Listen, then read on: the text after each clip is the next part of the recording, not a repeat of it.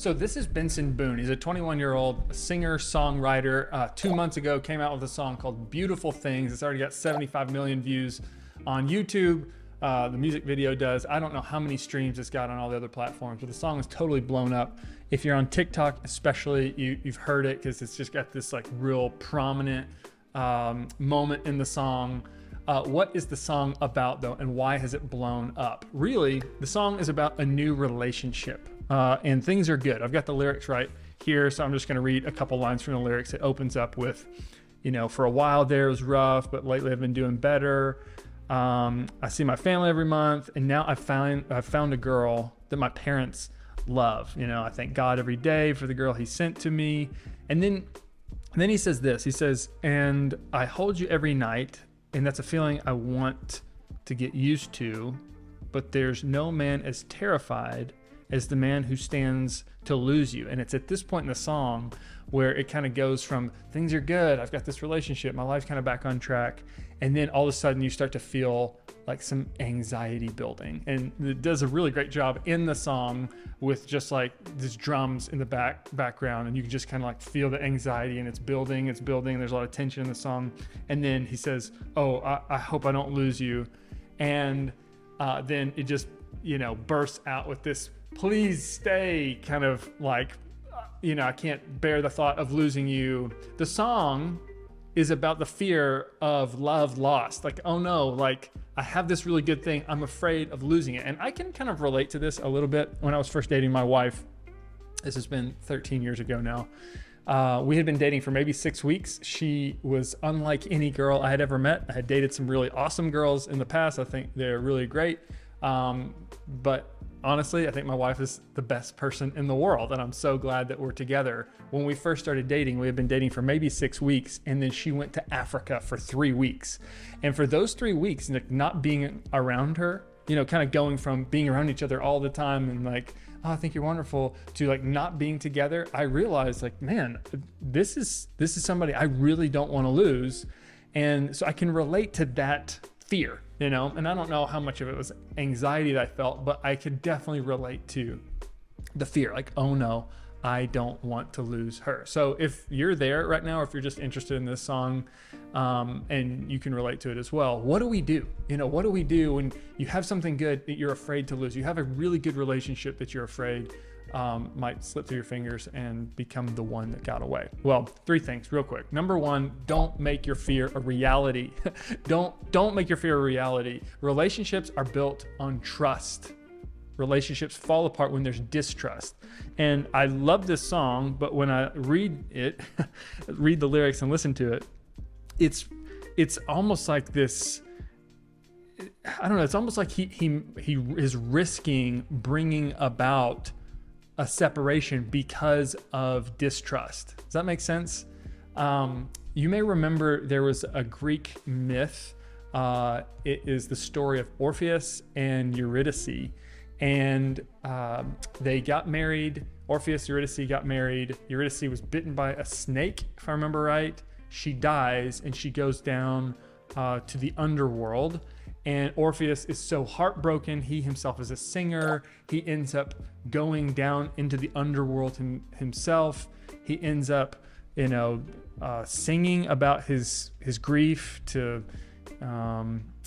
Hades and Persephone, if I remember right. And anyway, they're so moved by this, they actually give Orpheus the ability to take his wife Eurydice with him on one condition: that he walks out of the underworld back up into the sunlight, and she will follow him, but he is not allowed to turn around and look at him. Do you remember this?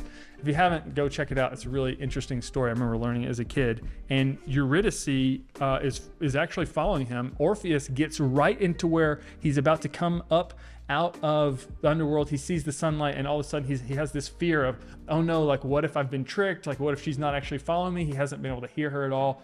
And I mean, he steps away and he turns around, he looks just to make sure she's there, all of a sudden to see her getting taken back into the underworld because he didn't actually trust. Do you see my point? Like sometimes in our relationship, which is built on trust, distrust, suspicion comes in, fear comes in, and we actually make our fear a reality. Okay, second reason is you have to know who you are apart from who you're with. Like, really know who you are apart from the relationships that you're in. In the song, he's like begging, please, please stay, because you see there is a fear that he will just totally fall apart if he loses this relationship. And I'm not meaning being critical of, Benson Boone or anything like that, because I can relate to it. But at the same time, the songwriter or the one singing the song, you can kind of see their identity is kind of shallow.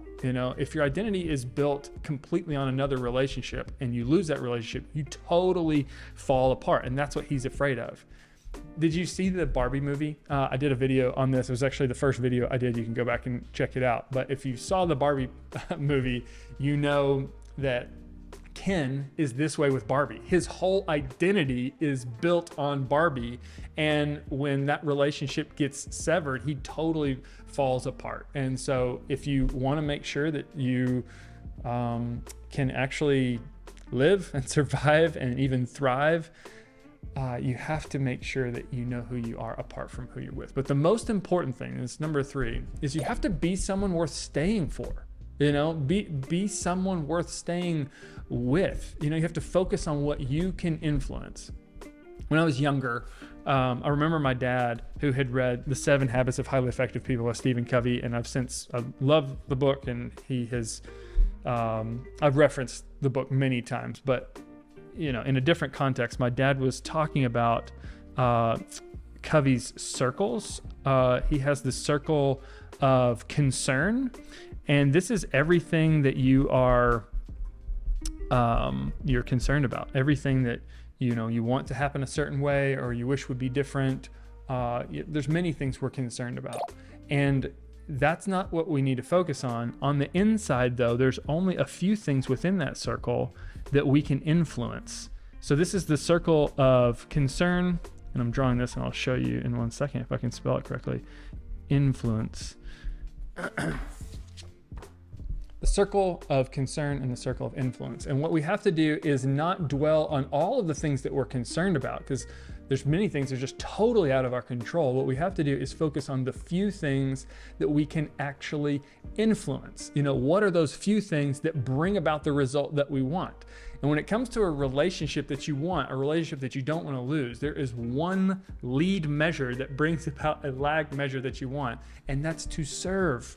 If you're really afraid of losing a relationship, you have to consider how you are loving that person. And love is really defined by serving that person. The word love gets diluted so much. We use it, in real glib ways, like talking about, I love cake, as opposed to I love this human being. And whenever you say you love cake, what you're really saying is, what I love is that it makes me feel good. It's really all about me. But when you love a human being, it must be about serving them. True love is about serving them. If it's all about you, you're very likely to lose that relationship. If it's all about you, you're very likely to lose it. Or maybe you never had it to begin with because it really was all about you. And so again, I really love the song. Benson Boone, Beautiful Things. It's a really cool song. If you haven't listened to it already, go check it out. Maybe you can relate to it. And if you have that fear of losing love, just remember this: love is about service. And if you want to have a really great relationship, if you want to have a loving relationship, you have to be willing to serve. And there is no greater version of love and service than being willing to lay down your life for someone. Not just being willing to die for someone. Because oftentimes we love someone and we're willing to die for them, and that is huge. But to truly pour out yourself in service for that person to the point of death, right? And there's no greater example of that kind of love, of true love, than Jesus himself. And so if you'd like to learn more about Jesus, who did lay down his life for you because he loves you so much, I'd love to talk with you more about him. There's actually a link in the description, and we could even set up a little one-on-one conversation if you're interested. If not, check out this video right here. It's a video about how important relationships are in our life and success. And I think you'll really like it. Thanks. I'll see you in the next video.